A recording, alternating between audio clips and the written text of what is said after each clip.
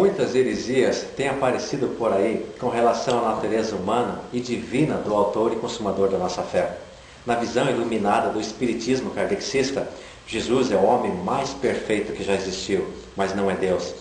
Os mormons acreditam que Jesus Cristo é o irmão mais velho de Lúcifer. E os testemunhos de Jeová pregam que ele é um Deus inferior igual a Satanás. Quem está certo nos seus ensinos? E qual a razão de negar a divindade de Jesus? Os púlpitos das igrejas estão mudos no tocante ao ensino de muitas doutrinas bíblicas que há muito tempo estão sob o ataque do inimigo e não são abordadas. Na questão da divindade, o que traz muitas dúvidas está no fato de Jesus ser Deus e ter nascido há um tempo atrás.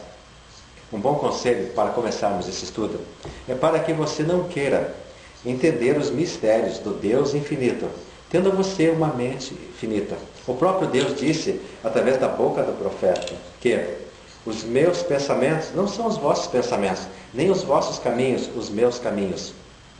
Pela fé, nós gastaremos a nossa vida eterna aprendendo dos mistérios e gozando do amor de Deus. Então, não se preocupe por não entender completamente este ensino.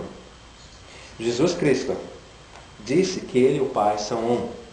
Espero não estar imitando a Filipe quando disse ao Mestre: Senhor, mostra-nos o Pai, e isto nos basta. Jesus lhe respondeu: há tanto tempo que estou convosco, e ainda não me conheces, Filipe.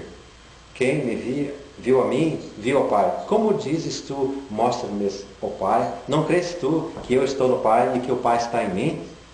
As palavras que eu vos digo, não as digo por mim mesmo, mas o Pai que permanece em mim é quem faz as suas obras. Filipe e muitos outros viram Jesus somente como filho do carpinteiro. O que eles puderam ver foi a sua humanidade. O lado espiritual. Se dissermos que Jesus é Deus, também não estaremos afirmando que existem muitos outros deuses? Não. A doutrina da Trindade, analisando vários versículos bíblicos com o seu contexto, diz que Deus é somente um, mas em três pessoas, da mesma substância, poder, glória e eternidade, sendo estes o Pai, o Filho e o Espírito Santo. No plano da salvação, que é narrado desde as primeiras páginas da Bíblia, que vai até a sua última, vemos que cada um deles tem a sua função definida. No primeiro versículo do livro de Gênesis, lemos: no princípio criou Deus. A palavra em hebraico usada para Deus foi Elohim, que é Deus no plural. E no verso 26, o Deus Criador disse: façamos o homem à nossa imagem e semelhança. Em Gênesis 3:23, então disse o Senhor Deus: eis que o homem se tornou como um de nós. E finalmente, em Gênesis 11:7, vinde, desçamos e confundamos ali a sua linguagem. Deus estava falando com quem? Essa resposta encontraremos no primeiro verso do Evangelho segundo o apóstolo João. No princípio era o Verbo, e o Verbo estava com Deus, e o Verbo era Deus. O Verbo, a segunda pessoa da Trindade, estava criando o mundo visível e invisível. Analisando o que o apóstolo Paulo afirmou que Cristo Jesus era antes de todas as coisas, tudo foi criado por Ele e para Ele, então isso quer dizer que Ele já existia anteriormente. Sim. Se pararmos há 2000 anos atrás, no nascimento de Jesus, ficaremos confusos. Para entendermos, devemos começar a nossa busca da divindade de Jesus na eternidade passada. Comece pensando que Ele sempre existiu, mas há 2000 anos atrás, Ele encarnou na forma de um homem. Encarnação é um ato único de Deus, tomando a forma de um homem.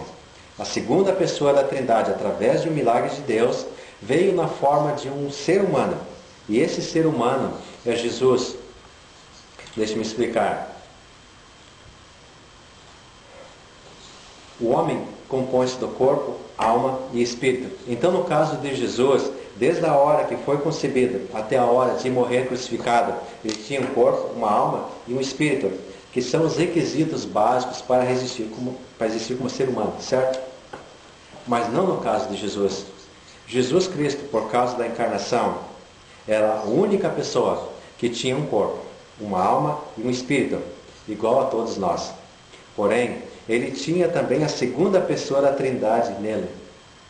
Por esta razão, ele também é Deus.